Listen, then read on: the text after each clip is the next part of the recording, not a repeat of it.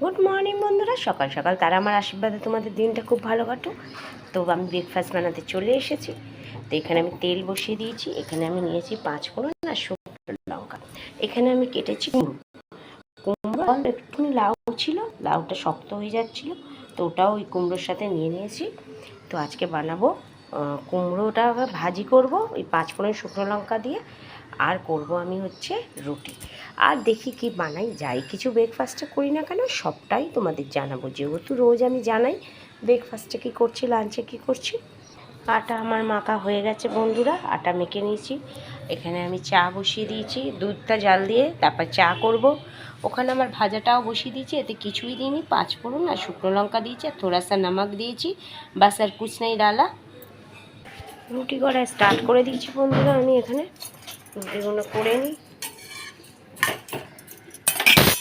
রুটিগুলো আমার সব হয়ে যাচ্ছে বন্ধুরা। এগুলো গমের আটার রুটি বন্ধুরা। এখানে ঘি আছে, ঘি লাগিয়ে লাগিয়ে রাখি, রাত অবধি নরম থাকে। এখানে চা বসিয়ে দিয়েছি বন্ধুরা আদা দিয়ে, চাটা একটু ফুটুক। এখানে আমার ভাজাটা হয়েই এসেছে, আর একটুই বাকি আছে ভাজাটা, জল সব শুকিয়ে গেছে কুমড়োর।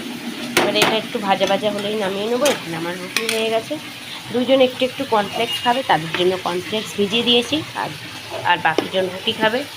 তো এই হচ্ছে আজকের ব্রেকফাস্ট বন্ধুরা। গোপালের আশীর্বাদে সবাই সুস্থ থাকবেন, ভালো থাকবেন। ভালো লাগলে লাইক শেয়ার করবেন বন্ধুরা। জয় গোপালের জয়।